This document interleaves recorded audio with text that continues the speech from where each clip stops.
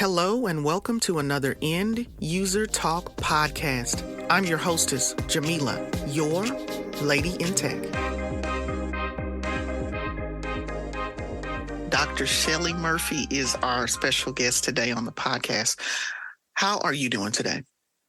I'm doing good. I'm doing really good. I'm glad to hear that. I want to say first and foremost, I know that you are super busy, and it's always a pleasure when I send out my invitations to get a response. And so I'm very grateful that you accepted mine. So I want to say thank you before we get started for allowing me for being a part and taking time out of your busy schedule to be here.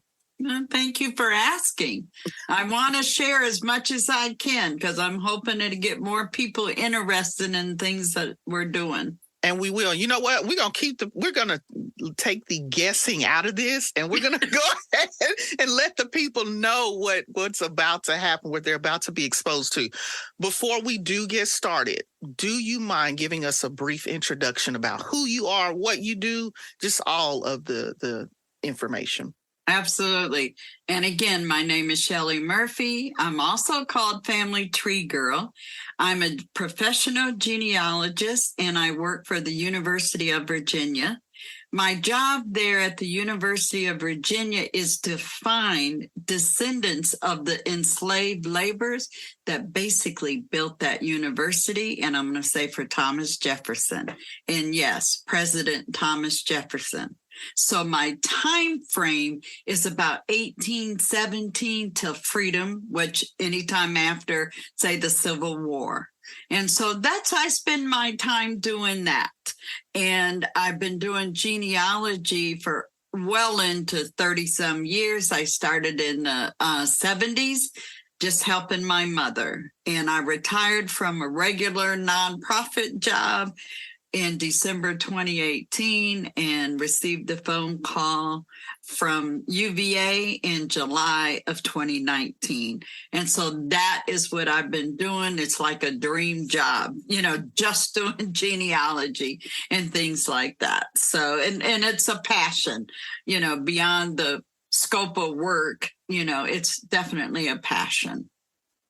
Well, you started from humble beginnings, like most of us within the family, researching, whether it be because of the family reunion that might be coming up or, looking and skimming through the old photo albums, talking to a grandparent, just wanting to know about our family history. And, most of us got our information from our elders and they're passing. And it's like, if you don't get that information, it's lost forever. But you stated that you were doing it for your mom and you just became the family genealogist. I kind of took over for her. Right. I started helping her because she made comments several times that, her grandmother always talked about the past. So I first had to understand what that really meant. I didn't know but one grandmother. So who she's talking about would be my great grandmother. But she said she always talked about the past. And so she talked about her father being enslaved. She talked about her in-laws, the Davis family, and a story about them being enslaved or the children of the slaveholder and all of this kind of things. And so she just started collecting information. But what she was doing, Jamila, this is back in the 70s, she would write a letter and to, say, a courthouse and ask for a birth certificate or a death certificate on somebody she knew, that something she either knew or that her grandmother had shared information. But she always made 2 copies. The letter she wrote, and then she made a copy of that. And I remember having a conversation with my daddy, rest his soul, and saying, why did you not tell her about carbon copy paper? And Jamila, she still has all of those letters in a box. Wow. Over several years. But she was not exposed. She worked in a factory. And of course, there's 5 of us kids and stuff. And so she never got exposed to that kind of stuff or anything in an office, because she was a homebody, go to work at the factory and come back home. It was about her children, her house, and then now about her family. So I started helping her, and the internet wasn't popping like it's doing now. And it wasn't even thought about us accessing anything online. So typically you'd write that check or send a money order, and you would request records from a courthouse or from the state, whatever the situation might be. And so that's what she was doing. And I thought, okay, I'm going to have to help her, thinking, well, Daddy, you didn't even tell her about carbon copy paper, because she's trying to make a copy of it. And I get it, just not understanding, because I'm more out, and stuff. And I'm out of school, high school at that time. And so again, that's how I got started, hearing the stories that she's relaying about the family. And that got me curious, because you know what she said? Her grandmother told her that her father, George Marsh, was a slave. And that just totally freaked me out. What do you mean a slave? We got slaves in the family? What do you mean? Now we're talking about the late 70s, wait, we don't have slaves in our family. We're up in Michigan, type thing. We don't have slaves. And so that was the curiosity that got me. What does that mean? Because we didn't get that type of education in school. Definitely wasn't getting it in Michigan or anywhere. They're still not getting it, even today. But I wanted to understand, what was she talking about, or what did she remember? Because her grandmother passed, I believe it was 1956. And so I was too young to know that I had a great grandmother. I was born in 52.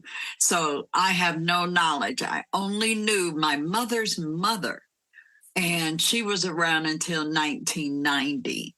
And so, we're basically raised in a family, and there was a woman leading a family, and that would have been her mother, because nobody on my father's side, as far as his parents, everybody's gone, so I had the one grandparent.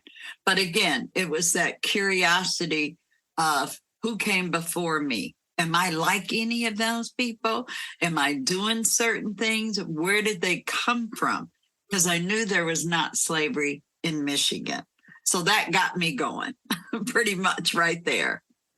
Well, I do have, within being that you were the designated, or became the family designated genealogist, is there any account within your family history that you recall that stood out most in your mind? Well, one of the things that, and I've learned this over the years, that in small communities, and this stands out to me really prevalent with the UVA research, is that everybody's connected. And it can be white, it can be black, we're just all connected. But there's a lot of challenges when conducting African American genealogy research. And those are things that people need to understand. And number two, understand that not everything is online. You think of what's on these databases like Ancestry.com or FamilySearch.org or whatever it is, even the National Archives.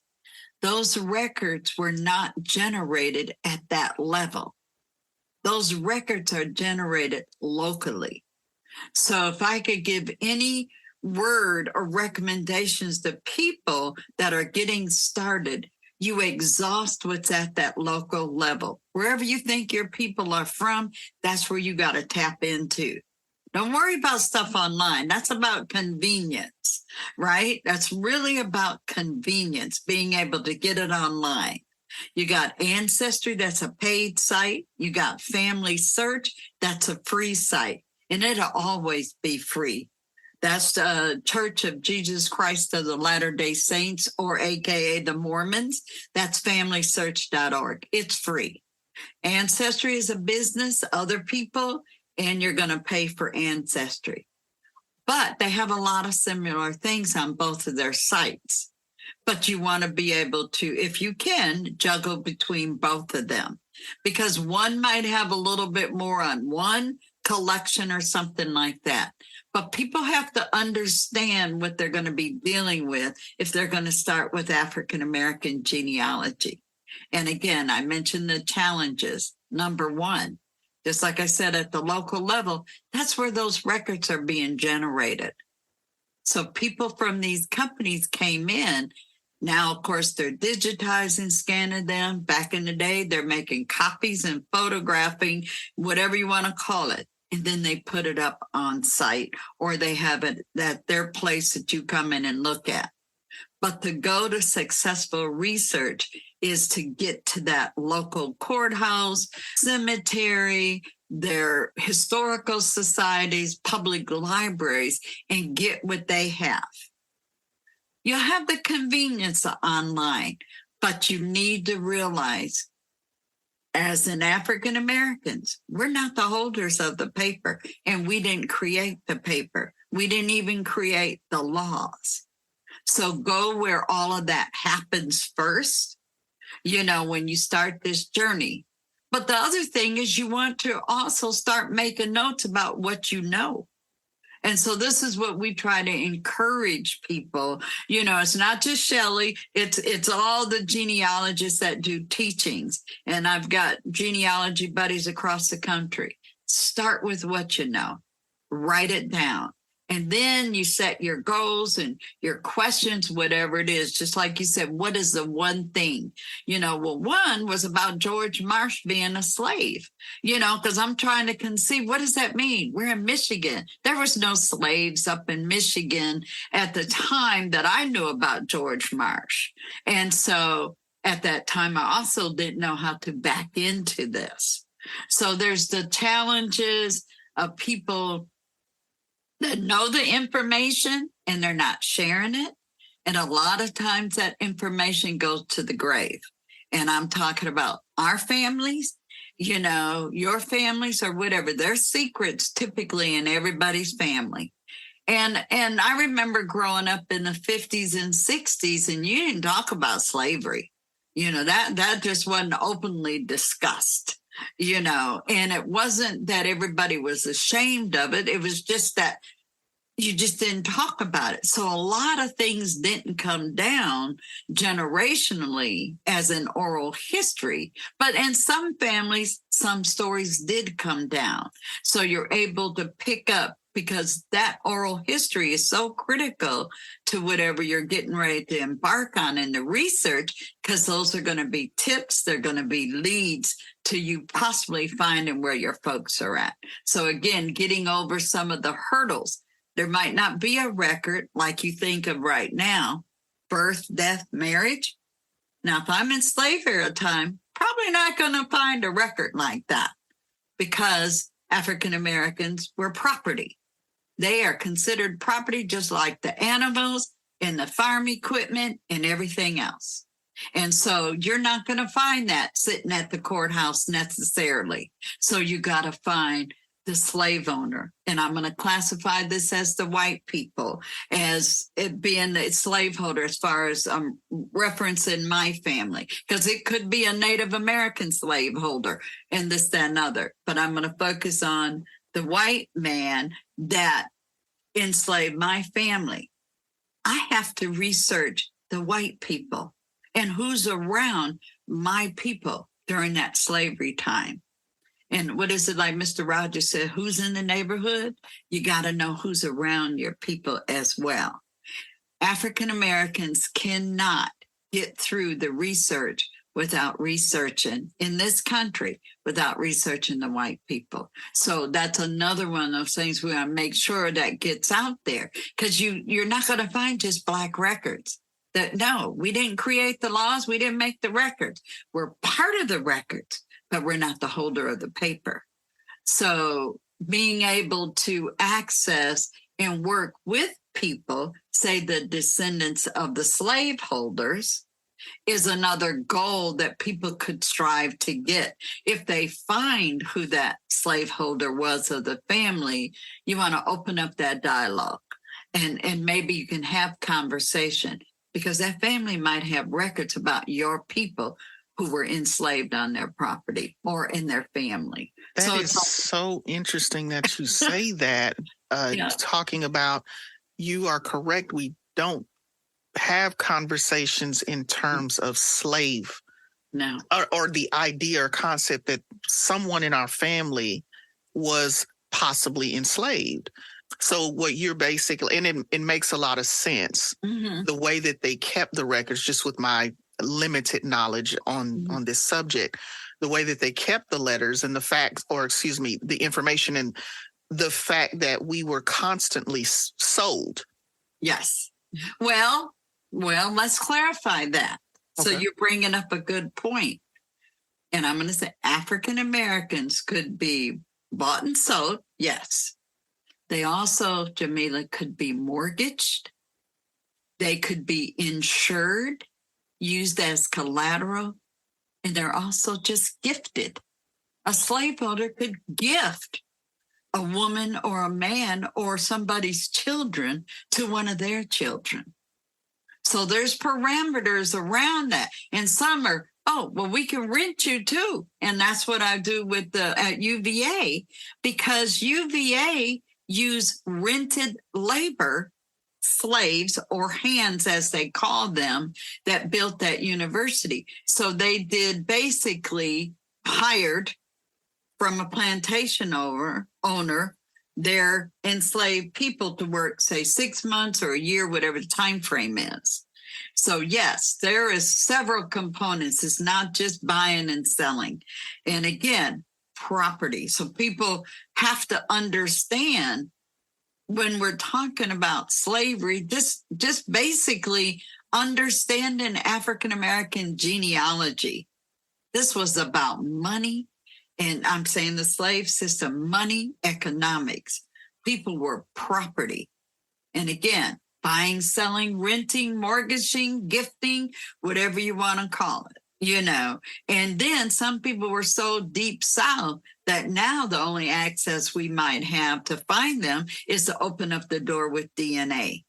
And so that's another question. But we got to always follow the money, follow the land. You want to follow the community. You want to follow the water, and then follow the faith of the people.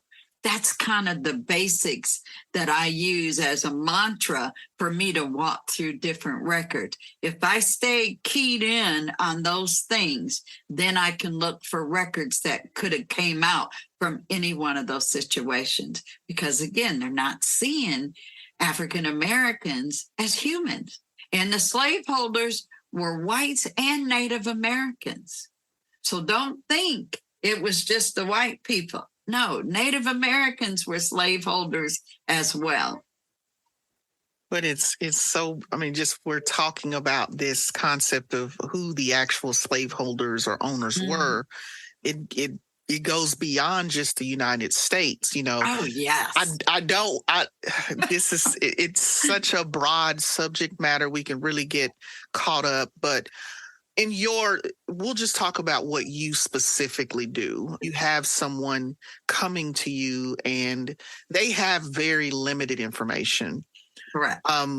Where do you start with someone like that? I know you're saying it's key points. Where do you think your family resided? Has your family always been in this state, this city, this country?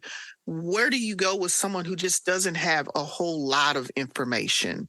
And again, they're just, word of mouth, or I think this is where I've been, all my life. Perfect example. And I mentioned it earlier, start with what you know. If you know where your mom and daddy, which you pick a side, which one you're going to work on first. You can still do them both, but pick one that you can concentrate and focus on. And what do you know about them? Do you know where your parents were born? Or do you know where your grandparents were born? That's a start. Go with what you know about your family. You know where you were born, and then think about whatever side, your mom or your daddy side, you're going to go back. And then deal with where were they born at. Now, somebody can be born in a county and also not live there, or a city or a county, right? Same thing when somebody dies. You also want to verify, is that also where they lived? because a lot of people will make a mistake and say, oh, well, I see this on the death certificate. Well, you want to verify kind of what's on that death certificate. Just don't take it as the word, because somebody could be visiting somebody else. Wherever you die, that's where your certificate is at. That is not possibly where you live. So you want to verify that right there. But you got to concentrate on what you know. And as you're writing down what you know, you're also thinking about what you don't know. And that's the beginnings of your research plan. So I take you for an example. Say, you know, your mother was born in, say, you know, Rochester, New York, right? First thing you're going to do is try to find a birth certificate. Maybe your parents weren't married. Maybe your parents were married. You want to resolve that. Because if they were married, there might be a marriage record. If that parent is still alive, where did y'all get married at? Or if they weren't married, where was he or she living at? So this is how you're walking back into time. And then you're going to go to the grandparents. And typically you think, I want to collect information about a birth, a death, a marriage, buying or selling land, right? Just where are they at? And then did they go in the military as far as something going on? Because depending on when someone is born, you also got to think about what else is going on in the country. You know, was it around World War I? Was it around the Civil War? And find out what was going on in those communities as you start collecting records. And one of the nice things about the National Archives and the federal government is they took the population census. Now I'm talking about federal. Every 10 years from 1790, and right now we can look at 1950 population census. So you can go in, you can get them online, Ancestry or Family Search, and you're looking at the county, that location, and find your people there, right? You can go right down, you can search by their name and look for them and see family members. Sometimes you don't know who the grandparents' names or the great-grandparents' names. Then you got to think about, well, what record is going to show those people's names? So if I'm looking for my grandparents, then I'm going to check the birth certificate or death certificate of a parent in order to see if their parents were listed on that record. And that gets you back another generation. And you kind of keep going back.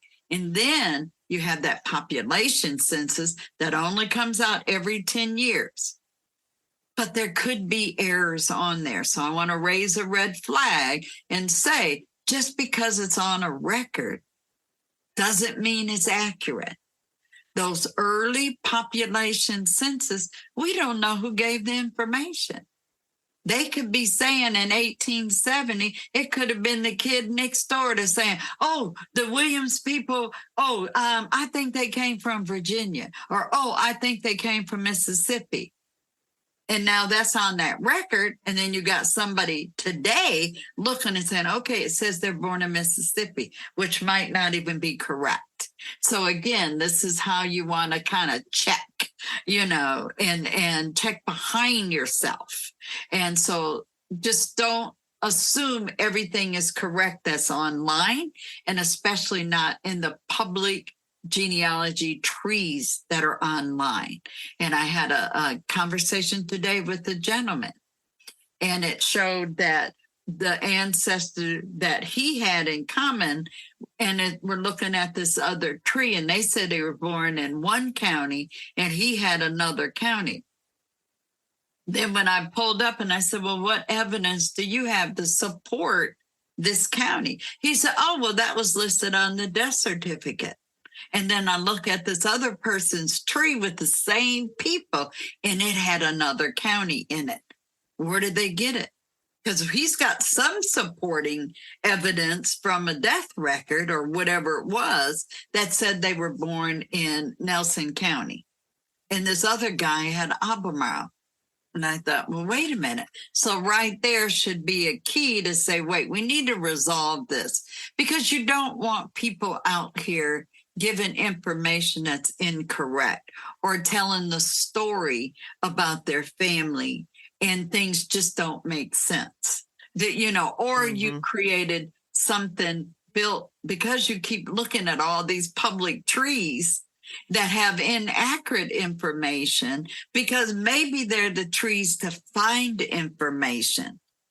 In other words, I build a tree on your family and let's see where we can collect records. You say, I was adopted. I don't know who my biological parents are. All I have is this last name. So I could build a tree just putting your name in and then the suspected bio parent's last name and seeing what hits I could get.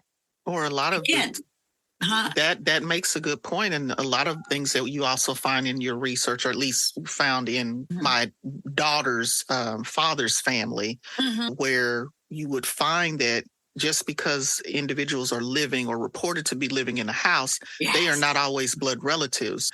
And with a lot of the hopping around that we had to do, the travel, you come across people and you become friends, or you become, this is my cousin, it's not legal adoption. They're just an addition, and we've been together for so long. Yes. Or they take on children. You know how we like to call people our family. Yes. And there's no blood. There's no That's blood still tie. uncle and auntie. Yes. There's no blood, or children who were lost parents or something. You just adopt these kids and you raise them as your own. So you got all of that to contend with as well.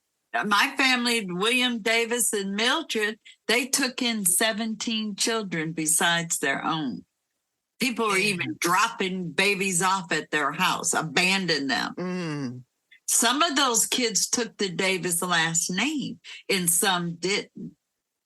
And so again, even if you look at a man and a woman in the census, until that question is asked, what is your relationship to the head of the household? Don't just automatically assume that that's a husband and wife. It could be a brother and a sister. It could be the sister, and those are her babies that are there. And she was never married. So they don't have a different name. So it looks like it's a husband, wife, and children. You just want to do a little bit more research just to lock that down. And that's another thing. And remembering following the money, the land, the water, all of that. You want to find out what else is going on. What other records, birth, death, marriage, buying and selling land. Those are really the basics. So you're building your research, really asking questions. And I always say genealogy is about time, place, and asking questions. Because again, what people had before us saying we're here in the 21st century, there's no glimmer of what we do and what we have access to, right? That they had back in, say, the 1850s or 60s or even 1900. Look at what we have. And access is another one of those challenges for African Americans. Yes, we can get some records from the courthouse. We can do this and that. But a lot of those property records, and remember, African Americans are property during slave era time. Until that Civil War is over, you got to find that slaveholders' property records. Where was he paying taxes? Is there an appraisement? Is there of his property? Is there inventory? Are there any receipts for buying and selling property? And so those are all key factors to think about. And we just can't make assumptions unless we're going to work through to resolve whatever the assumption is, to try to get the closest you can to say, that is my family or that's my person. So many people got the same names.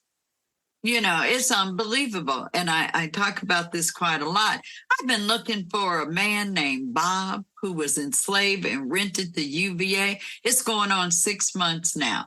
I don't know what name Bob took. Mhm. Bob had the opportunity, if he made it to freedom, to pick a name that he wanted. And it didn't have to be the slaveholder's name. That's another one of those myths out there, that the people that were enslaved took on the slaveholder's name. You know And what? they did not. It's That only is a good about point. 50. Yeah. And so we know my name is Murphy. I know that ain't coming from Africa, but that doesn't mean a Murphy was the enslaver. I did find in some genealogy or just research that there were families, and I'm not sure what drove this. It's an assumption as to why they did it, but as they were researching their family's history, they were able to find relatives that they had lost contact with. And this is what they did. They actually combined the two names. Mm-hmm. So they combined the surnames. Mm-hmm. So that's not a true surname that the new generation is They under. made it. They made it. I Which love it. but it was because we had lost, as a result of slavery and as a result of just having to leave and flee Mhm. and rebuild. They had lost connection with their family, but because someone was resilient and determined to make certain, I'm going to find my people. I'm not Yes. losing them again. Yes. They did finally, and they were able to retrace their roots in Texas. I think that's brilliant. I've never heard of them doing, people, coming across in my research doing that. But you also got this thing about the spelling. Folks, spelling does not count in genealogy. Mm-hmm. Stop trying to just attach a name. Try to follow that first name. And again, you just gave a perfect example where they put two names together, or they took another name. About 10, 12 years ago, I met a gentleman named Walter Washington. He was a white man. I had to stand there and tell him he was the first white man with the last name Washington that I had met in my life. That was only 10 years ago. And he was a descendant of GW's brother, this, that, and the other. He was a Washington from who we all think of Washington. But I had never met a white Washington. And I mean, there's so many Jeffersons, and I live around by Monticello. There's so many people with the name Jefferson, but does that mean Jefferson, or you descend from people, the 600 plus that Thomas Jefferson enslaved? Absolutely not. But you could with the right research. But what's beautiful about some of this for us researching is that because when people became free, number one, the military oversaw what they called the Freedmen's Bureau. And this was set up, of course, at Lincoln, by Lincoln, and the military was overseeing it. They set up field offices throughout the South. And what this was for the people now who need assistance, say formerly enslaved, right? They could go to these field offices and get some help. What kind of help did the field offices offer them? So this is that critical collection that people need to pay attention to. There's 3.5 million records, right? Images that are out there. This Freedmen's Bureau, and it's called the Bureau of Refugees, Freedmen, and Abandoned Lands, or Record Group 105. It is its own collection. It's right after the Civil War. People can go there to get food, which they'll call them rations, reports. get transportation money. Well, you think, well, what the world with transportation? What would a slave need transportation? I walk in there and I tell that agent in the freedman's office, in the field office, and I say, my husband and my 2 boys got sold to Mississippi, and this is who bought them. So that field office is going to write a letter to the field office closest to wherever they would have went, and say, we got the wife, this, that, and other, trying to find them. Then a letter comes back. So you got this communication going back amongst the field offices.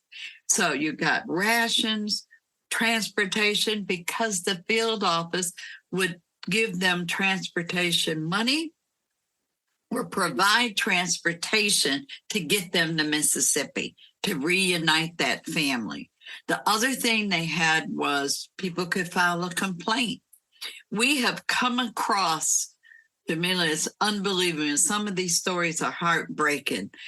Is that you'll have, after the Civil War, supposed to be free now, and you got these former plantation owners still holding on people's babies. And they're sitting there holding them and saying, but the parents aren't fit or the mother's not fit. And that's why they were keeping the babies. And other times it's about back pay. They could file complaints. They could go to the freedmen court, or they could be referred to the regular court in that county. So another big thing for records, and here, the biggest thing is you're getting names. So if you're able to track from the plantation to freedom, now you have an opportunity, especially if you know the name and the location, to see if they access one of those field offices. But the other thing are labor contracts or employment contracts. 9 times out of 10 with the work that I do with the University of Virginia, I have found that if I find the slaveholder and a person getting a job, and that person getting the job is a person of color, 9 times out of 10, that person that's hiring them is their former slave owner. So you're getting the slaveholder possibly of your ancestor. And so you got these labor contracts. And a lot of times they're telling who all is involved. Some of them will even say former slave of and give the name of the slave owner, might have children's names in there. It could be relationships, the son and the sons, and here's their names. But you also had, as for Virginia, they didn't legalize, I'm going to say it this way, the Negro marriages, because you had people living together on plantations, cohabitating. They have babies, this, that, and other. Well, in Virginia, on February 27th, 1866, General Assembly approved that Negroes could get married, legitimately have marriages. Go figure. Anyway, you'll get the name on some records. You know, you're looking at the marriage record, and this is in that bureau, that collection. And it's my favorite collection, but it's my only hope in finding who I'm looking for my research. But you'll get the name and the age of the husband, name and age of the wife, and they might list the children and what the profession is of the husband and the location. And say they're in Louisa County, Virginia, and they give their names and their ages. And you know what? Some of the records even say he had a former wife named Sally, and they had 3 kids, and give the names of the kids and possibly their ages. This is throughout the South in the field office records. They're pretty much the same, but they might look different from state to county. And so one of the favorite websites I use is called Mapping the Freedmen's Bureau. And it's online, it's free. A couple of my friends, my genealogy buddies, my friends built this database. And what they did is they mapped all those field offices. And then when you click on that little map where the field office, say it's Albemarle County, Virginia, a box will pop up And then you go right in and it takes you to either National Archives or to Family Search. And then there's records also on Ancestry. So you can go right there and look at the images. It's just absolutely fascinating, especially when you find somebody. But the challenges were there too, as well, because those folks that worked in the field office, they also had to deal with the local community in which there was violence. They didn't like those folks around those field offices throughout the South, did not like people taking care of those slaves. In other words, you got white people not liking these white people helping these formerly enslaved people. So they're still trying to hold on, to that system that was still there. So in the Bureau's eyes, they didn't feel as they were that successful. But for us now, we got 3.5 million records to access to try to find out people. All of this it kind of just makes your heart sink, or at least mine is sinking. The violence is unbelievable. And people have to recognize, we get all this glory and all this fun stuff. Yeah, I've been on CNN. Yes, I've been on Today's Show. But you also got to know what happened. And I think of the CNN program I did with Victor Blackwell. That ancestor of his was illegally enslaved, her and her children, for almost 25 years before that one judge said, all right, go get these testimonies. You keep saying you're Sarah's daughter, go on up there and get them. We'll send people with you. She was held in bondage with her children, still saying, I'm supposed to be free. My kids are supposed to be free. I am Sarah's daughter. 25 years still being held. And then finally got it straight and won her case.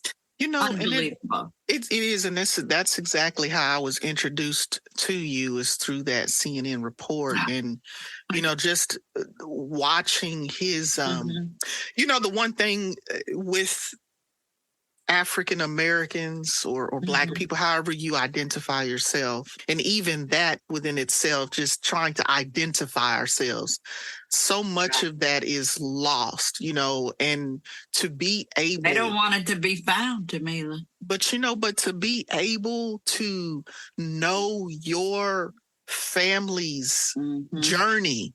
Yes. And to see what makes you, all of these things that have gone into making you who you are today, your strengths, your weaknesses, your desires, your dreams, to go for so long and not know where any of this has come from. And then to be able to find it, and you're hearing stories. Yes. I hate to say stories, but accounts. It's accounts. It's accounts of people who went through the impossible. Right. And they were able to achieve. Some people, in watching some people's research, they were public officials in the worst times possible. For a Black person to be able to be in the face and helping make decisions, policy, to be the voice. Yes. And, people always... But we're the voice now. Yeah. If we don't talk and tell these stories, because somebody else has controlled this narrative long enough. That's my position. They're still trying to return it. They're still trying. Yeah. And it's even worse now. And in my own personal belief, this is just me, and I'm not speaking for anybody else or the university, but we're on the brink of 1859, and John Brown's about to have his thing at Harper's Ferry, and then we're going to have the Civil War, because there is so much stuff that's bubbling, and it's kind of scary. But as far as this genealogy research, I have to commend UVA for what they have done. And it was, I don't know if you know, that was a student-led, pretty much. They didn't agree. They heard this apology, right? Apologizing to Board of Visitors, who's over the universities and stuff. They apologized for slavery in 2007. And the students was like, oh, that ain't enough. That ain't enough. What do you mean? So they formed a student group, and then the president got involved, nominated this commission. It was called the President's Commission on Slavery and the University. And there it goes from there. And they got this beautiful, but one of the things I want to make a point is the community was involved all the way through this. That's what made it so successful. And so, it's done with taste. The folks were involved as far as the descendants, those that were identified and others, but they took it to the community and they went from there. So I had to sit here and say, okay, what am I going to be dealing with? What do I know about this? And one of the most fascinating things for me was to find one of my own on that list. One of my own was one of the slaveholders that rented people to UVA, and it just busted wide open. And so one of the things I want to make sure that we get out, that there's slave era things that you need to know. You got to know what the law was, so you know what you're dealing with, which whatever law is in place could tell you where a record could be. You want to see if you can find emancipation or manumission papers. Are there slave narratives? Are there books out there, family genealogies that they're talking? And I'm saying possibly whites and blacks, that they could be talking about somebody that was enslaved or free as well. And look for the plantation records, the bill of sales, the inventories. You also want to know if the slave era research in that area had been done before. That's why you got to connect with those historical societies, the public libraries. Find a genealogy group and just keep sharing. So it's key to get there. And then the collection, that Bureau of Refugees, Freedmen, and Abandoned Lands, if you feel that you had somebody that was probably enslaved, even free, but enslaved, you want to tap into that record set and see if you find anything, or even if there was a field office in the area or the closest one to you. It takes time. But look how long. We're about to embark on 250 years of this country. And there's a whole bunch of mess that ain't been right, ain't been told right, that is coming forth even more now. And as far as this memorial, that's up at UVA, it's got the names and it's got their occupations. But the best thing that I enjoy, I love walking through there and put my hand on the wall. It also says relationships. So in other words, I'm not just saying, oh, here's the name of a slave. No, grandmother, mother, sister, cousin, cook, seamstress, brick mason. So we're nephews, whatever is in the record. And I know there's controversy about people saying the word slave and enslaved. You ain't going to find the word enslaved in no record during that time. That word is not there. They ain't in no document that people were enslaved. You know what I'm saying? When I'm looking at inventory, or I'm looking at a plantation owner's books and stuff, he doesn't say enslaved. He says slave, Negro, black. Very seldom will you see colored, maybe later, as far as time. And I don't want to diminish what people are saying. Don't call them slave, call them being enslaved, and that's the status. I get that. I do this 7 days a week, but don't diminish what is in that record when that's all we got to go on. And that's the resource. And, that's one thing that always confuses me, or I don't want to say, it bothers me that we've got to try to change and soften. Don't need to soften it. Because that's the way it was. But I do want to say this, and this isn't veering off. It's in your professional, being that you've done this professionally for a while. I've asked this question. I haven't really gotten the answer.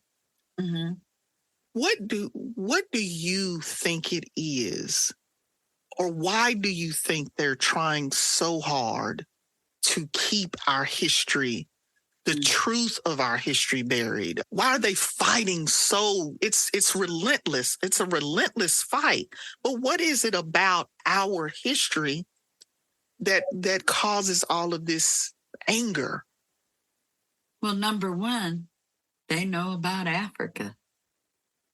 They know about how powerful with resources and people, and they don't want to claim that the root of humanity started in Africa.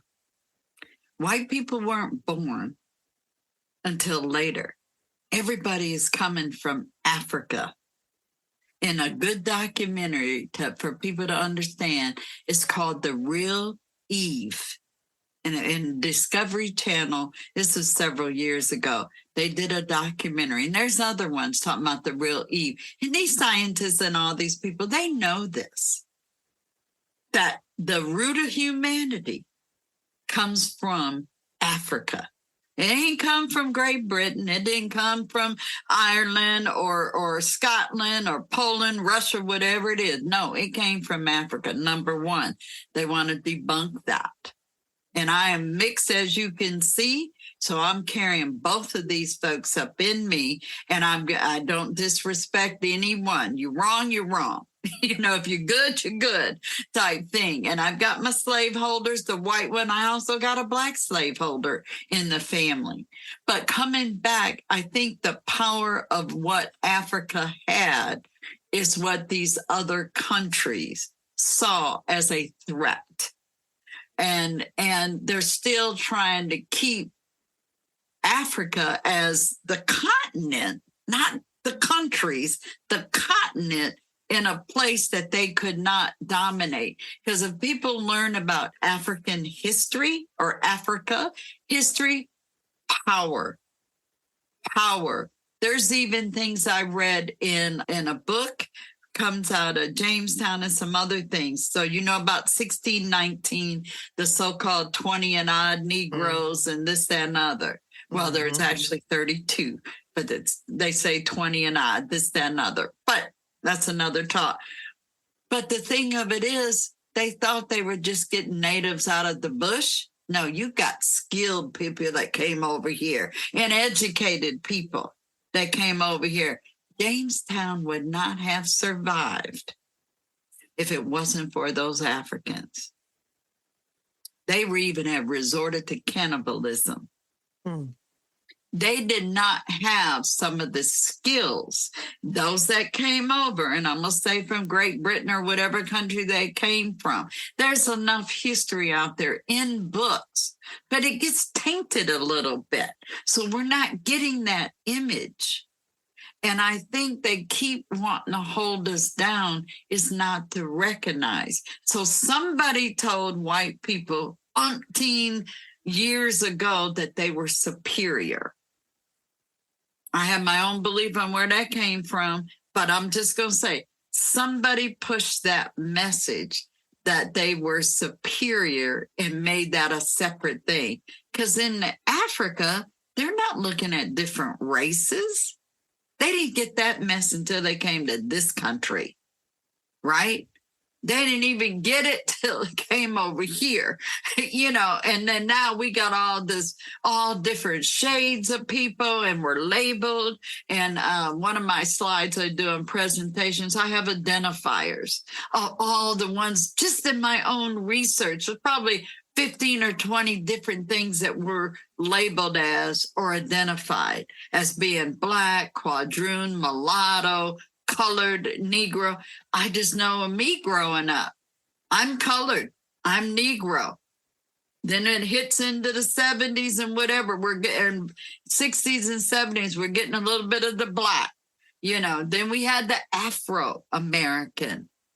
And now it's African-American. And to my knowledge, I don't think we ever had the choice to call ourselves how we identify. But, and that's the thing, too. It's like you have all of this. It's like, what do you call yourself? And that's why What To do you me, identify with? who do you know what? I look at individuals who come from different parts of Africa. You look at your Nigerians, and I look at those people because they have a language. They have They have their culture, language, yes, everything. and they know who they are. They know without a fact We don't where have they that. came from. And do you know? I mean, you know, Mhm. because you grew up here, but to go through life and not know, you're essentially lost. You are That's why essentially the Nation of displaced. Islam, think about the X. I'm not talking about the Twitter mess and all Right? that. No, I I'm know. talking Yes. about the X because we really don't know. Up until a year ago, I was banking that we were Murphys, and I'm going back. I'm looking for the Murphy. I'm looking for the Irishman. I'm looking for that. Well, that DNA came in there and slapped me in my face and said, "Sit your butt down. Mm-hmm. You are not a Murphy.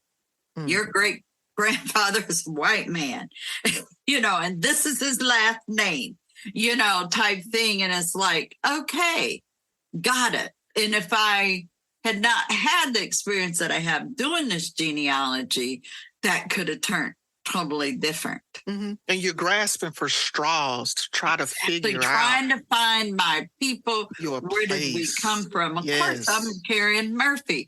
Irish, totally Irish. Well, I don't think so. That man was German. And then the DNA's got the German in it. It was like, oh, where'd this come from? Well, now I know.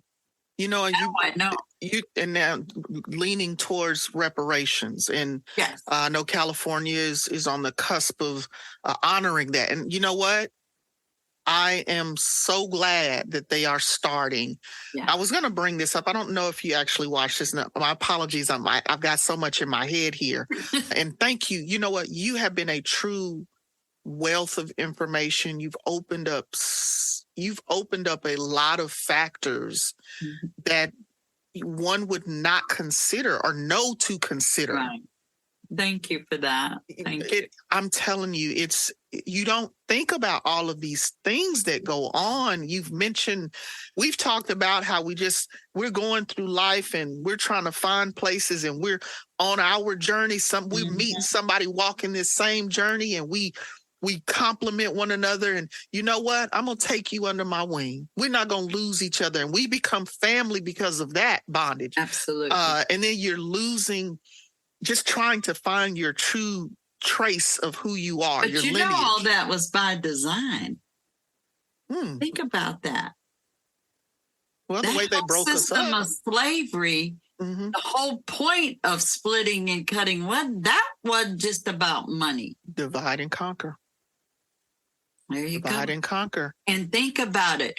And the thing of it is, I have to say this to my people, you got to come back to the family. You got to come back together. Don't be separate, because what the design, and this is again my belief, was to keep us battling each other. So you always had one slave that was telling on another, this, that, another, but they got rewarded for that. They got rewarded for telling on stuff. But you also have the slaveholders that thought they had dumb or stupid slaves. Now, those slaves heard everything they were talking about at the table. Of course. Of course. And if they think that information didn't get spread, why do you think people were running? They got the word they were coming and they were going to sell somebody. Even think about the movie Harriet. That man told them to sell Harriet. That word got back to her, so she was gone. End of story right there. And they went chasing after her. So again, people understood. They just didn't think I'm going to say the race of the blacks that came in from Africa or even born here or whatever, didn't have any sense. They thought because they had to beat us to do certain things and all the violence and all this thing. And one of the most horrible things that I read is from a book called The African Founders, and it's by David Hackett Fisher. And I was reading this book and all the controversy going on about abortions. And I've got that on CNN, NBC, all of this stuff. And I'm getting to this section. Now, this is how bad it is. I got the hardcover book, but I also got the book on audio. So I keep hearing all of this stuff. And this is the logic that I think is sick. And I'm telling you, it's sick. You got the rapings that's going on and all the violence that's happening. And don't think free people had it that much better. That's another myth that's out there. One, you can't find your people prior to 1870. Number two, a myth that they got just these stupid people, and stuff. Well, we're proving every day that you can find your people prior to 1870. 1870 is the big key for that federal population census where people that were formerly enslaved, names are in a federal record. But I just told you about the Freedmen Bureau record, 1865 to 1872, with names. So that just debunks right there. But coming back to this book, you got these slave traders. And there's a couple books I'd recommend. One is called Ledger of the Chain by Joshua Rothman. And then this other one, African Founders. Now, I'm thinking they had no common sense. But because they believed and acted according to the power they had and the superiority that they held, they would rape these women, captives that they're going to sell at these slave auctions and stuff. Now, sometime common sense had to come along here, because if you're having sex with somebody and they get pregnant, it doesn't matter if you're black or white. That's just what happens with humans, right? That's just common sense. So the slave trader is beating the women and raping them before they get sold. If they come up pregnant, they beat them until they abort the baby. What kind of mess is that? Number one, you're dealing with your property. If you want to talk about the money, you're just damaging your property. Mm-hmm. Number two, sex equals reproduction. In the Bible, come on, you want to hell this, that, and the other, and then one woman, as they cited in the book, that happened 3 times. That man beat her after continually raping her and her getting pregnant 3 times. He rapes and beats her until she aborts 3 times. Now, who's the craziest? Right. And who's going to show up on church on Sunday? Just makes no sense. And there's no common sense. The whole system doesn't make sense. It's got greed, it's got lust, it's got money. People got to stop thinking that this is slight history. No, we got generational trauma in our heads if we're coming down from the slaves. That's right. And people have to recognize that, in things. There's some days here, Camila, I can't talk to nobody. I can imagine. I'm going to go off, Mm-hmm. And it depends on what I might have been reading. Might not be one of the enslaved people at UVA. They got a beautiful timeline going around also at that memorial. And it tells about some incidences of beating somebody, and whatever was happening, they told the truth. Ain't nobody trying to hide all of this, but they're trying. But Right. you have genealogists and family historians and things, and scholars all coming out with these stories. And then you got the banning of the books. They do not want the truth to come out and turn and look at them. But That's the bottom line. The problem, I'm so sorry, but you can't have this. We can't touch on this without discussing You have to. the effects, the reality of it. I mean, I could clearly just stay on course with this, but Yeah. it's coloring with outside the line. You're overlooking what's happening outside of the overspill. Correct. But Correct. in my mind, and just me, to me, it's like, sure, this truth is terrible. This truth hurts. This truth is scarring on. You got that. There's issues on both sides. There's if you want to stick to that, sure, there are. And on one of those sides, one group is going to look more terrible than the other. Oh, absolutely. But to continue to try to suppress it, to push it down, to hide it, to bury it, to burn it,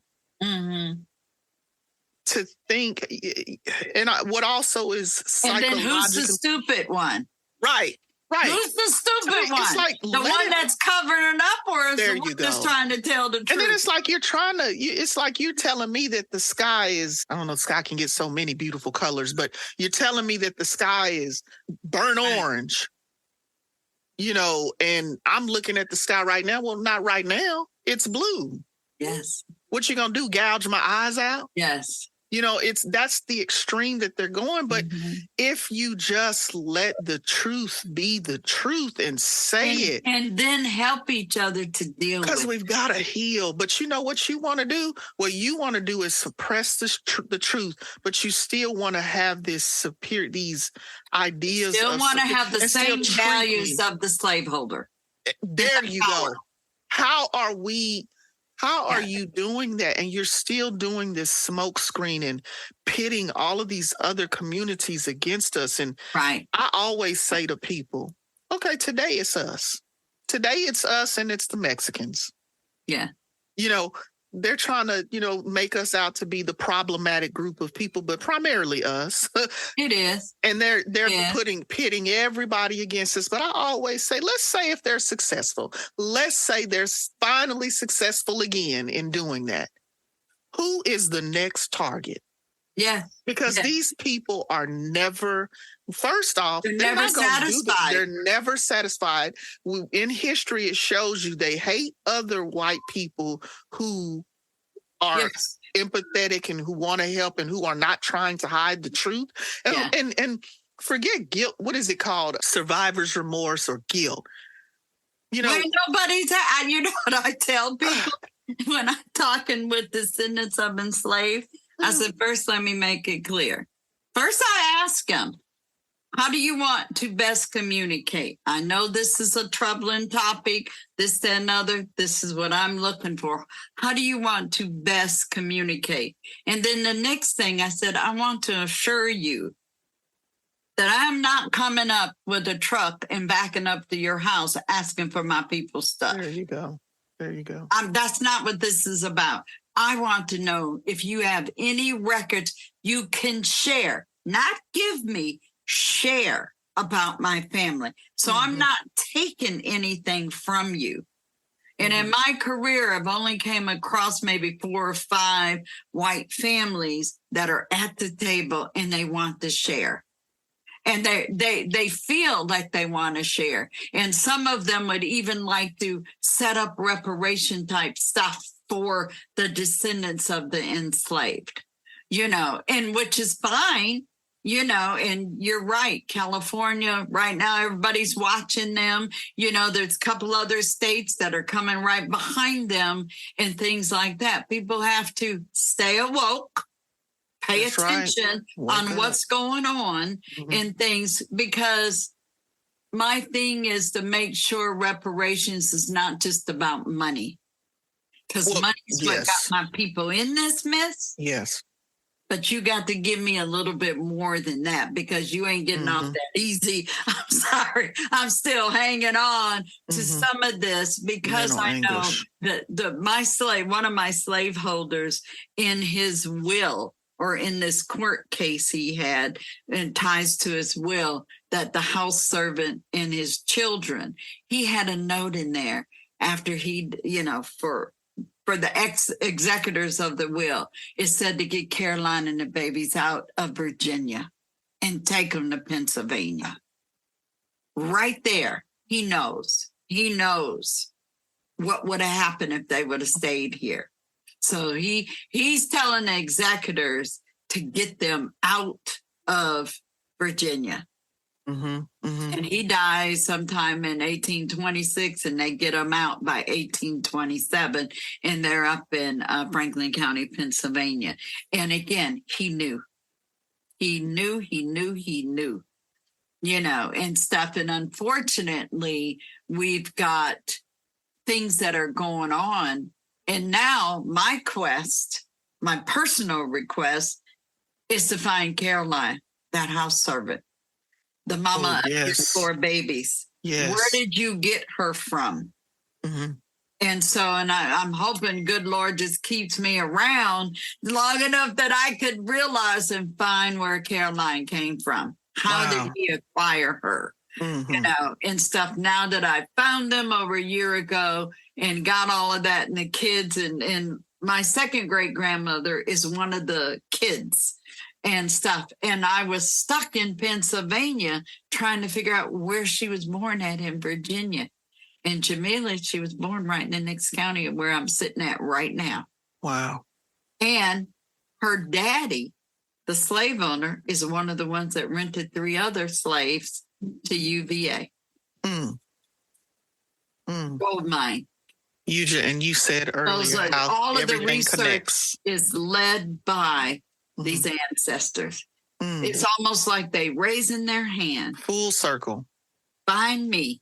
Tell my story. Find me. I am not just a slave owned by somebody. I was somebody's brother. I was somebody's son. I was somebody's cousin, father. Identity. And you know what? Because you are here now means that my mission was completed. Because I survived, so you're here. And that's my thought process. I don't know if that's everybody's, but that is my process. I sit here and I have the pleasure of doing this type of research. And the goal is that if people are looking for their people, join a group, get a group. If they ain't a group, then you create the group and people will come. If you've got a county where you're researching this, that, and other, join the genealogy groups. There's a national Afro-American Historical Genealogical Society that has been around since 1977. There's about 36 chapters throughout the United States, and they can join them. Find if there's a local chapter in your area. You got a 3-day, and I mentioned to you this earlier, the Midwest African American Genealogy Institute. It's a 3-day institute that's held every year. And since COVID, it's been virtual. That is focused on African ancestry. It's got 6 different tracks that people take over 3 days. So they're getting 12 classes. The track 1A is specifically methods and strategies. These are the things that you're not going to get at a conference, and someone else telling you. But the coordinators, and I'm one of the coordinators, we saw that there was not things addressing African ancestry. We just weren't getting it. We're getting good training, and I'm not saying we're not, but it wasn't focusing on, I'm going to say, my people. And so we created Maggie, the Midwest African American Genealogy Institute, and we just finished 11 years. We're the only one in the country. So you want the basics, and there's even 2 tracks just on DNA, a beginner's and an intermediate. And the thing of it is, it's not happening anywhere else. Some of the larger organizations, that national organizations, they might have a track on African American, or they'll have a couple speakers, or every couple of years they'll have an African American track. Maggie has been consistent, and we started at a HBCU, Harris Stowe in St. Louis, and now we're doing them virtual. And we are training people. We want to get the word out. There is a possibility, a high possibility, that you could find your people. And Lord have mercy, then the DNA coming in here, and telling it all. Yes. The average African American in this country has 25% European. That was the average. Mm-hmm. And what does that tell you? We're connected. We are connected. So don't push me off to the side, not knowing, with all these changes and things they don't want to come out. Because you know what? You're probably my blood relative. Mm-hmm. Mm-hmm. Yeah. And that should change a little bit, in things. Because now, instead of damning the whole family just because you think they're Black or whatever it is, that might be your own family. Everybody that came into this country came from somewhere else. Which is another motivation to hush it, to keep it under, and we don't want that to be exposed, because now you got to look at yourself. You've been riding on told their story their way up until the last 5 years. That's right. And it's altered now. Now the truth is there. You know what? And with an important factor, I think what we should touch on with what you said, you're taking a deep dive in family history, and you're finding out, you're reading all this material, and you're finding things that are psychologically affect you. When your clients come to you, when people come to you looking for help, and they've actually found the findings, what advice can you give them to deal with the onslaught now that the residue of finding the truth, whether you're white or Black or whatever your culture is? How do you tell them to take care of themselves? Talk, communicate, share the information, understand it. How you also feel it and how you communicate will affect that next person. So you want to make sure you're okay with where you're at and what you have found. And be it the violence or whatever it is, I get stuck just that people being owned. Even before any violence or buying and stuff, just the fact that one human owned another human. And for me, they don't get a pass. They got me right at the beginning. They got me right there. If you own somebody, because there is no such thing as a good slaveholder. No, because my belief, you own somebody, and right there, it's like, who gave you the right? Because as far as whatever faith I follow, I didn't see that in the book, that people of this certain whatever had these certain privileges and whatever. But the thing of it is, people have to first understand what they have received, understand how they feel about it, and understand how can they go beyond that, and also help the next person, probably in the family, also be able to understand it and receive it. Because you can read about it and it can just keep going. But again, I mentioned that I have those days that I'm not talking to anybody. And it's just me and these records. And unfortunately, I'm having conversation with whoever I'm dealing with or whoever I'm looking for. I'm analyzing these documents, and I'm looking at families, different family groups, trying to make these connections, and name changes. Yeah, there's death, and things like that. And sometimes the other day I knew I was going in and going to look, and I knew I was specifically looking for the slave and saying, what name did you take? My silly stuff, I put Woman King up on TV for my background noise. And I'm thinking, I'm going in here and I am not going to stop until I find this man, and I kept looking. I found him, but I kept looking, and it was like 4.5, 5 hours later, and I repeated that movie, had it on 2 times.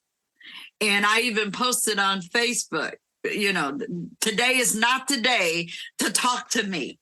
I got Woman King on, and I'm doing specific research looking for one specific person who was a slave, and this, that, and other. But I knew not to have any nicety around me because, number one, I got angry in dealing with that frustration. I'm one of those meditators. I also do my praying and stuff like that because I am dealing with what I have to deal with. Because the ultimate goal that gives me the highest pleasure and happiness is the passion to be able to communicate to another person that I found your person, or I found this connection, or here's another step for us to look at. I was on today a couple hours before getting on with you with a gentleman. A lot of inaccuracies because there were guesses, and he was following a lot of public trees. And he's trying to see if his lines connect to any of the enslaved laborers. And I knew all the surnames. Didn't mean they were enslaved, and on grounds at UVA during this construction time or whatever, or that they were even free. But we got to the right location. And there's just some more steps. And I said, I'm familiar with all of these lines, but I know on this line, there's two of them. There's one in Nelson County and there's one in Albemarle County. And the ones in Albemarle are sitting up at Monticello. I said to him, I got that. But I need to find if those two are the same family. And all it was one going. And of course, that was something he had to accept. He just assumed, because it was the same name. And I said, you got to understand. And we talked about this earlier. And my heart just sunk because I was just, telling him I'm familiar with the names. But then I had to come back and say, the spelling doesn't count. It's a common name in this area. Doesn't mean they were there. But we got to do more work to confirm that. And so I have to rethink mentally how I talk back to people because they come with the expectations very high. And then my job is to support or find support for what they think or what they've seen. And that's challenging. So again, as far as either if it's trauma or just the challenges of the research, you have to be able to take that moment and make sure it's almost like strategizing, because I can be putting more trauma onto the family also. If I remember talking to another family, they had not even heard of the enslaved person. And I showed them all the way how I found them and how it tied back to the enslaved person who was enslaved by one person, but came as a gift to that family. And then this guy, Egbert, he rents them, the guy to UVA and this, that, and other. But when the guy got freed, he takes a wife and he goes into another county, and there's the line that they come down from. But there was the excitement of finding because they had never heard of him. Of course, we always assume everybody's got parents, of course, because they wouldn't even be existed. You wouldn't have existed without parents, but they didn't know how to get back. And so that's why understanding those strategies in different things and understanding the challenges that we have to do for research, especially during slave era time. And again, we didn't make the records. We didn't make the law.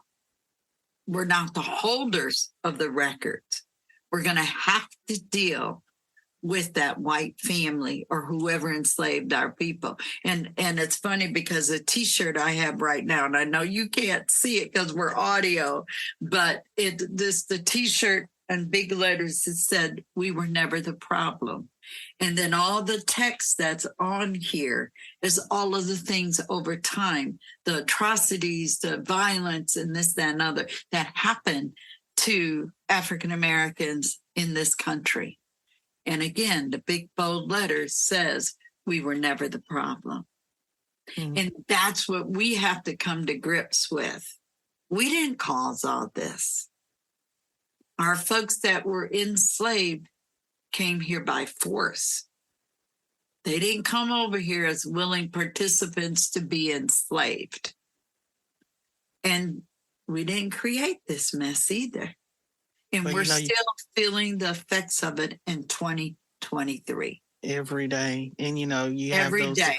individuals who say, here. well, they were enslaving one another in Africa. It's nothing new to them. There you go. You see That's it? right. I see it. Yeah. I'm going to have to get me one of those. Yeah. But, and again, we have to come together. Now I feel like I'm preaching. We just have to come together as people, not a race of people. I'm saying as people. That's right.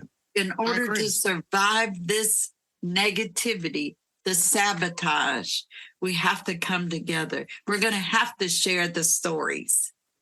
Because without these stories, how do we keep going? We can't heal. Going. We can't heal.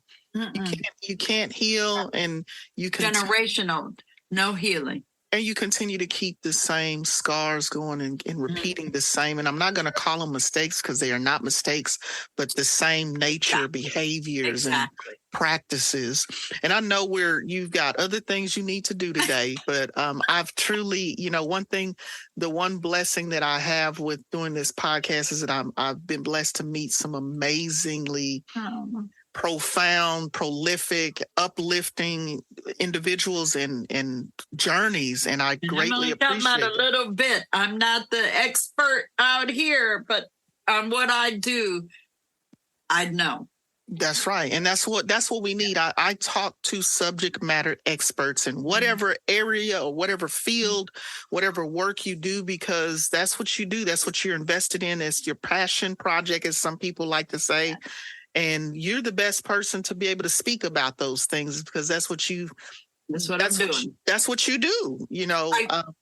I do want to share that we have, which is a pleasure, and for people that are listening, that the descendants of, say, these enslaved laborers have come together and formed a nonprofit. And it's the descendants of enslaved communities. Now, they've got an office. They're a 501c3. They are out there to educate, to help. They help support me as far as doing the work for UVA.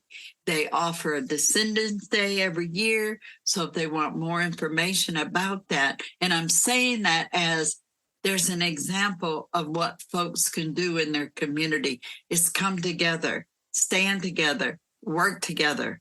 We're educating, in this descendants group. Doesn't matter what plantation. We're all here in Central Virginia, and they're there. They got a newsletter coming out, that comes out on a regular basis. The state of Virginia has a scholarship program that people that if they are tied to enslaved laborers at the university, people could apply for 4-year scholarships. Think about that. At the University of Virginia, it's 5 schools. So again, linking up, with this group gives them opportunity to hear this message. They got to be a resident, looking at going at one of these 5 schools and all of that. But as a parent, you're watching that stuff. You're looking for stuff like that. So I want to make sure and that people are aware of that, because it could be an opportunity that somebody could apply for.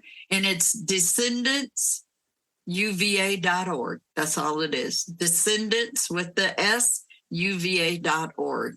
And again, lots of information, even the surnames and things that I'm looking for are on that list. And it talks about the research so people can see if they're connected, and come involved with that group that connects them with me as well. Yeah, well, I wanted to ask you one more thing. I don't want to hold you up, but I did want to ask you a question.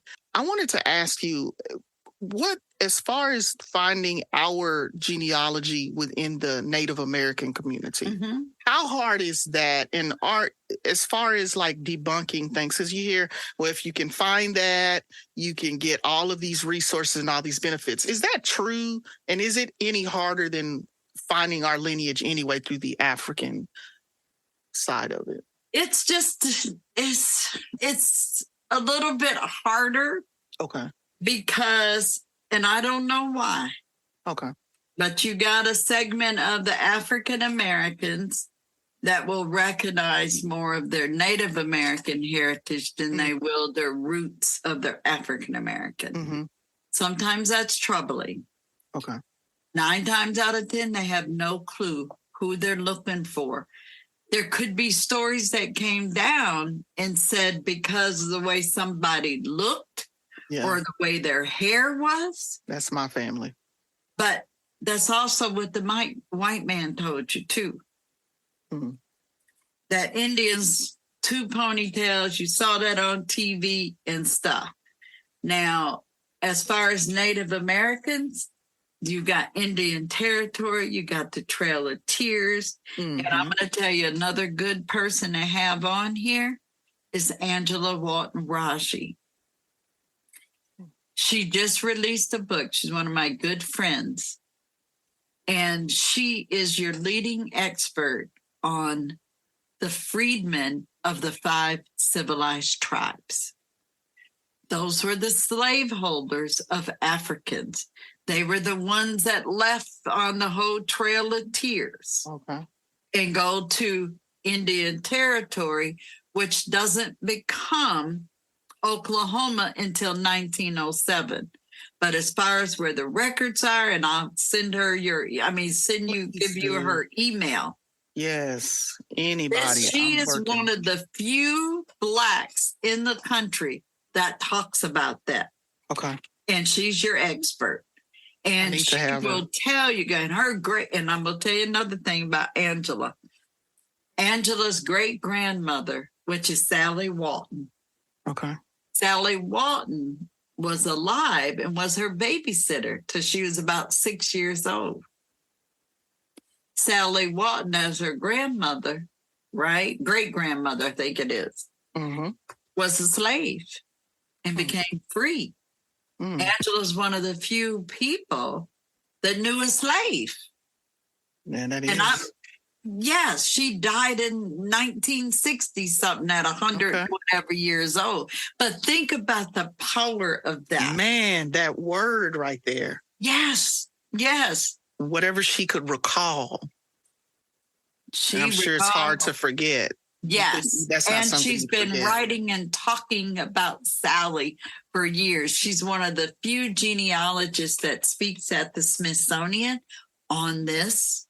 And one of the things that people are researching for Native American history is first is to realize wherever your people are, where they're Indians there. Number one. My family's out of most of my people are out of Texas. And there probably were some Native Americans there. So you could research that county, right? And find out what Native Americans were there. Now, the story that came down my family was the Blackfoot tribe. Well, hell's bells. That Blackfoot tribe is out of Montana. They ain't out of Tennessee. Okay. And we've got that story, and we're not the only ones. There's a lot of people. Ours is Cherokee. Yeah, well, the Cherokee, but there's a lot of research done on Cherokee, because they were enslaved by the Cherokee Indians and the white people and stuff. And Cherokee, they're just now letting Blacks of those that became free into the nation. So again, Angela is one, and Nika Sewell Smith is another one. Nika Sewell. Look, let me just say this. If I'm going to let you, if you know of anyone that would be suitable and would help me, because I want to get this information out. This is I think you so need important, historically, Nika. For you personally, but also for your audience. Right. Angela would be that one. Okay. Nika just got in last year or 2 years ago in the Cherokee Nation. Man. And which opened the door for her son, which also opens the door for her cousins, because her people were enslaved. Yes. Yeah. Yes. And see, those are some of the things that I wanted to, because you hear all of these things and I don't know, there's a lot. But anyway, I want to dispel. And Angela just had a great new book release. Okay. that actually I should get my book tomorrow. Okay. And so that might be perfect timing. Okay. You have Because my in that email to book send me anything. is about- Introduce me. I will. I'll copy you too. And about her book is about what you're talking about. And so, and again, it's a compilation of stories. Right. Right. And Bernice Bennett is another one. And her research and stuff has been the Black homesteaders of the South. Okay. Because they don't think us Black folks had property. Mm. And our Black folks was getting 160 acres worth of land during the Civil War. My ancestors got 160. They applied for it in 1863. See, that stuff you don't know. That's what I want. And again, that's two people right there. If you meet them before, share their information. Oh, share no, I'll mine just with them. copy both of you. I'm going to send you an email to come from my Gmail. Okay. And I will copy Bernice and I'll give you their books. So see that, because that would be prime time. Now, Bernice, I know, is out of the country right now. Okay. But Angela's here, so Bernice might be a little bit slower. Not a problem. But the opportunity to talk about their books and the whole thing with the Black homesteaders, girl. Mm. See, because I'm looking for Black designers, Black in architecture, and I've been trying to go and comb Amazon. I'm a junkie for Amazon. Look on there because I want to add those to my. I'm not a reader, but I like to have the books. My girls are. How old are amazing. your girls? They're young adult women. I have from ages 22 to 25. I have 3 daughters and my first granddaughter. Okay. And she'll have some other historic, because her father's Mexican, and so I'm trying to get into this genealogy so that I can pass it on down, because so much is changing. But I do have one more ask, and I don't know if you know this. I want to get in touch with someone about the Aboriginal Torres Strait community. I have tried my best to reach out to that community because it is so interesting. The Aborigines over in Australia. In Australia, let me tell you something. I have watch a lot of British TV and a lot of their television. And what was funny is I saw this documentary, not funny, but what I saw this documentary, and they talk about a lot of the stuff that's happened to them. There's this movie called Rabbit Proof Fence I saw a long time ago. Let me tell you what this movie is about. Rabbit Proof Fence is about what happened to the Aboriginal community when the white people came over and they built their little schools. I think that's the one that, what's his name, that did 2020. The cop or the whatever his name was. I think it's Kiefer Sutherland. Yes. Yeah. Whatever Kiefer that Sutherland. show was, he was in there. And don't they also talk about where they go in and pray and they built the store over a burial ground? Is that one of the parts? No, that's not. This one is solely talking about what they would do is they go into the Aboriginal community, take the girls. They take the girls out of the community. Now, what they would do is they give the thing, you know how they tease the family with little money and little trinkets. Yeah. But what they told the mothers, the families, is that we're going to take your girls and we're going to give them education. Right. We're going to properly train them. This is what they did. And this is a true story. This is based on a true story. This one particular family where they took the daughter and her sister and a cousin. This young girl escaped that school twice. What they did was they take these girls in these schools, and it's more like Catholic Isn't design. Isn't it 2 sisters? Well, it was 2 sisters and a cousin. I want to say might have been the second time. Ago. It's been it's an old film. Yes. But what the only way people knew what was going on is because of what this girl went through. She'd escaped, and they came back and got her again and took her back. So, but ultimately the whole design of that was of course, they're savages. They wanted to get the savagery out of them. And they were ultimately bleaching out. What they were doing was pairing the girls with white boys. Yeah. Think how many generations or how many children in one family. White. Yeah. Yes. and they would take pictures. And the woman would have however many kids she needed to have in order to see how many it took to bleach so that they didn't look Aboriginal. The features, the color, primarily the color, but are they going to have blonde hair, blue eyes? It was terrible what they were doing. But their features are so strong. Yes. And that was the hardest thing to get rid of. But if they could at least get rid of the color, that dark color, and then polish these girls up. I only know white people there. Australia, and not, you know what? Let me check through the Associated Professional Genealogists and see if anybody's got Australia there. Because if anybody's in Australia, then they're more likely to have some expertise. And the other thing is, let me check. I've tried reaching out to some of their activists because they have a true story. And the only reason I'm interested in their story is because it's so parallel to ours. Back in 2020, when we were, and I did not know this, but do you know that they call them Black? Yeah. They are called Black men. Do you know that blew my mind? Because we're in this bubble and all we know is what we know. But when I was watching them, it was so weird to hear them identify themselves as Black. And we know that they're only being called Black because of their skin color. These people, they're in their homeland. White people. And they're in their homeland. There's no reason to call them anything other than who they are. So. Well, I'm going to say this. This is now our homeland, and my ass ain't going nowhere. I'm not. Where am I supposed to go? We built this country as far as our legacies. This is our country. Well, yeah, I don't know anything else. And that's exactly. I agree with you. I'm not getting on no shit. I don't know. Them people don't like us no way. You get over there. No. They don't want you over there. No. Because they think you're lazy. I'm trying to see if anybody. But the things that there's some atrocities. That might be, I'm looking at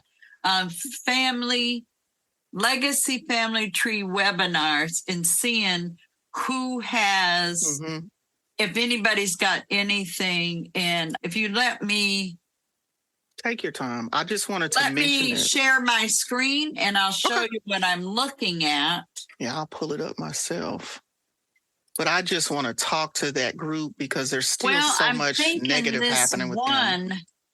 Carrie Farmer, and see what because she's talking about convicts from trial to freedom, but she might not be talking about Aborigine people. And we know that Australia was where they sent a lot of the criminals too.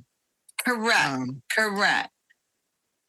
And so I'm looking at the filters. 6 top sites for Queensland's research, index for family history research. And again, this is all, I'm not thinking. It's real hard to find their information because if anybody's going to have it, it would be around this group. Okay. Because they are, let's see, education, genealogy, cargo. But a lot of the things that they have gone through are so similar to what we've gone through, the tactics that are used. And, absolutely. The British colonizers. And it's so ugly. They still live such horrid lives. Their suicide rate is so high. Did you ever see that little documentary, the one I mentioned, about I haven't. Put a grocery store right on top of one of the burial grounds? No. I have not seen that, but they just uncovered like those schools I was talking about where they were taking the children out. They just uncovered where it was a lot of missing children. Right. They found their burial where there was this school that they built for that purpose that I told you, but they did boys and girls, and there was so much sexual abuse and just abuse in general, and they were killing those kids and burying them on the property. And their parents never knew what happened to their children. They were expecting for them to come back. Right. And they never came back. So now that just is exposed. There's an Aboriginal genealogy network on Facebook. Okay. I got to Ooh. open that account again. I don't even have Facebook anymore. Well, but let me check. I'm trying to see if I'm looking at Black people or just white people. Right. And I don't know. It's called Aboriginal Tracking Indigenous Roots. Let me see what they say. Okay. Not sure they're hitting on the right Aborigine, because Aboriginal might mean native and not, True. Okay, so tracking indigenous roots, that's still Aboriginal genealogy. They keep looking at the Native American. It keeps driving it back. Yeah, that's some of the runaround I've been going through myself. Yeah, and looking. Put the word Australia, AUSTR.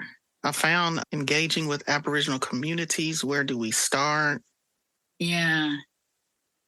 So it does have the Australian Institute of Aboriginal and Torres Strait Islander Studies. Okay. And then at the National Library of Australia, they got Australian Indigenous Family History. And there's the SAG, which is the Society of Australian Genealogists. That might be the place. What was it? The SAG? SAG, Society of Australian Genealogists. Okay, cool. And they've been working on it, and this is at the government level. Well, you have to check that out. But there's also the Royal Australian Historical Society, Finding Your Ancestors, Researching Aboriginal Family. All right, I got both of them down. All right, I am not going to hold you anymore. Thank you so much. Well, you all, we have got, today has definitely been a treat, and we've been speaking with Dr. Shelley Murphy, and this has truly been an honor, a pleasure. Same here. Thank you. Education. It's been a lot of things. It's been overwhelming as well. And I want to thank you so much for taking time out of your schedule to share with us today. I'm greatly appreciative to you. But before we go, I always like to let my guests, let the people know, one, where they can follow them if you're on the socials, if you have any projects working, and any other helpful information you'd like to share. This is your opportunity to speak. My biggest thing to give is to connect with that Descendants, the website I just gave, that website there, the Descendants at UVA.org. I am on Facebook, Finding Enslaved Laborers at UVA. And they can always get a hold of me there. If people have any connections to Central Virginia, that's the counties of Albemarle, Louisa, Fluvanna, Nelson, Buckingham, Culpeper, or Madison. You might have connections to who we're dealing with looking for these enslaved laborers and their descendants. Find me on Facebook, and also every Friday to learn about that collection of the Freedmen's Bureau that I talked about earlier. There's a Freedmen Bureau Friday, and there's a post there for people to link in. And we do it on Zoom. We walk through these records, and we're trying to help. There's a bunch of us, about 50, 60 of us every Friday night. And always later on at night, it turns into DNA, and they're helping people understand the DNA and things, and which tests to take, or how do we connect these matches and things. And all of that stuff is free. We're just trying to help people understand where they came from and who they are, and that we are, I'm going to say, the ones, because you get called to do this work. And so I believe it's the ancestors that guide us through this. And so hopefully, people will reach out if they have questions. There's a lot of genealogy groups on Facebook. Just look for the county that you're researching in the state, and hopefully there's some more help there as well. So I appreciate it. I loved enjoying the time, and you let me be myself. That's what it's all about. You have to be, that's the only person you can be is you. And I need you to be organic at all times and true to yourself.